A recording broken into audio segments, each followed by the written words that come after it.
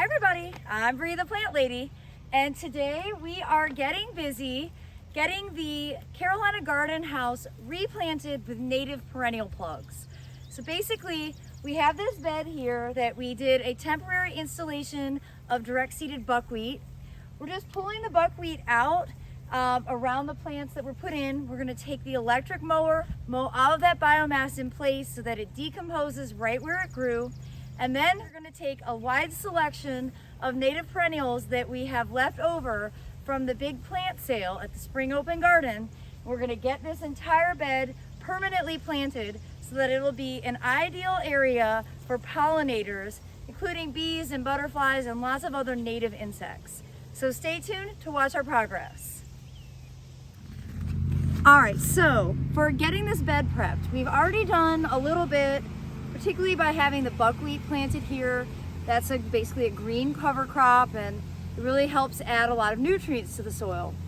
But for these native plantings, you don't really want to give them too much nutrition because that often will cause them to grow too rapidly and then they collapse.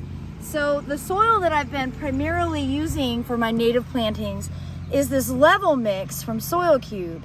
And this was originally created to basically level out any divots that you would have in your lawn, because you can just put this down, rake it out, and it basically levels out the ground. But what I've discovered is this is the ideal mix for growing native perennials because it's 3/4 sand, 1/4 compost. Now, I also have the traditional Soil Cube compost here. You can really see how rich and dark and beautiful. This is primarily what my other garden is built from, which is why all of my plants look like they're supercharged. I don't really ever add fertilizer because I spend all of my time and effort focusing on soil health. Now for this bed, because we have a lot of root competition, this existing shrub border is 12 years old, I think that we're going to kind of break my natives rule and we're gonna mix both of these together throughout this border. And the main reason for that is water retention. I'm really discovering how dry these beds are now that we are getting into the summer season, and without an irrigation system, it's really hard to keep everything watered, and I don't want the plants to struggle.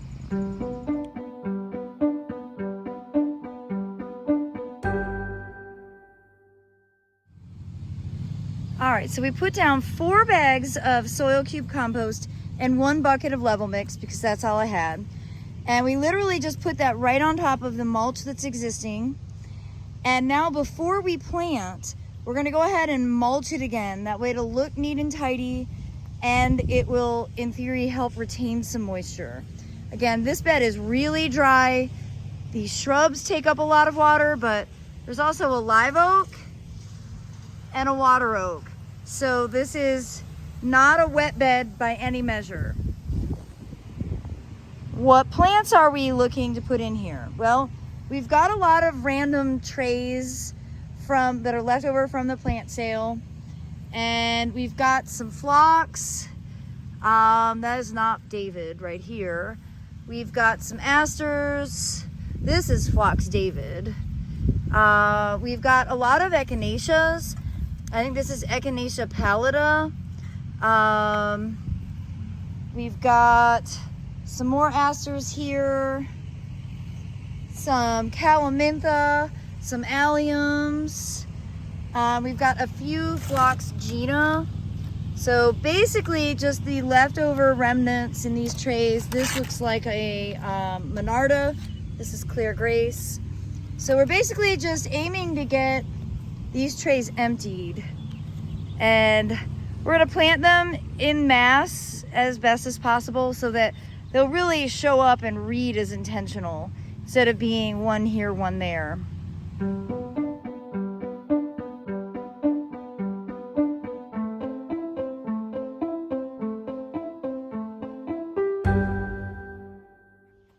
So for this bed right here, how did you pick the plants you did for this place?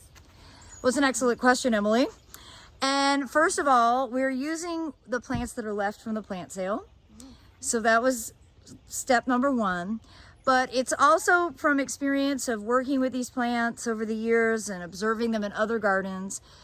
And we are going to put the complete plant list in the description of this video so everyone will have it as a reference.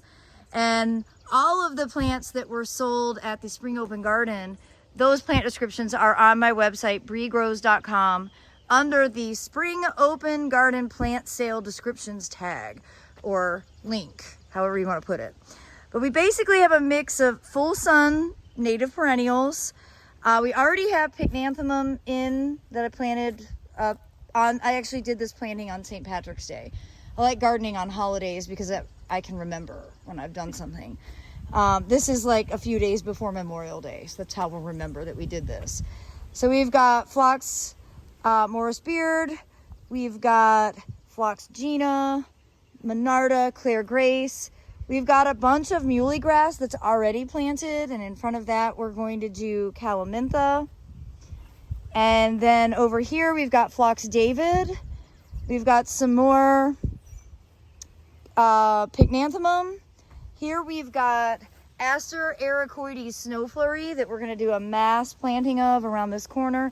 And then we'll see where we get to this point, and then we will probably choose to do something that's a bit more shade tolerant. Maybe one of the Carexes to go around this corner just to sort of cover the ground plane around those existing Pycnanthemum. And spacing wise, we're going to plant it close. I would rather this be too full than not full enough, because too full means we won't have weeds, and not full enough means that this is going to be high maintenance. And of course, this is a dry bed. It is full sun. This is south facing, but we can reach it really easily with a hose. So this is going to be added to your water list.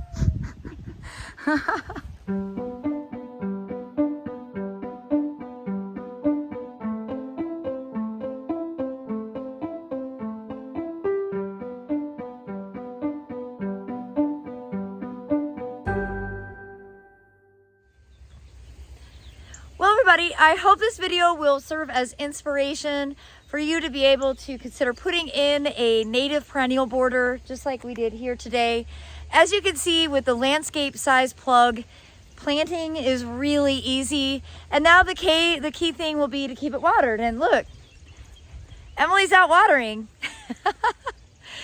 Well, as always, please give us a like.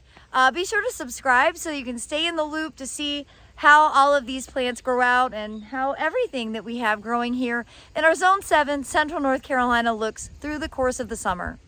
Thanks so much for watching, everybody.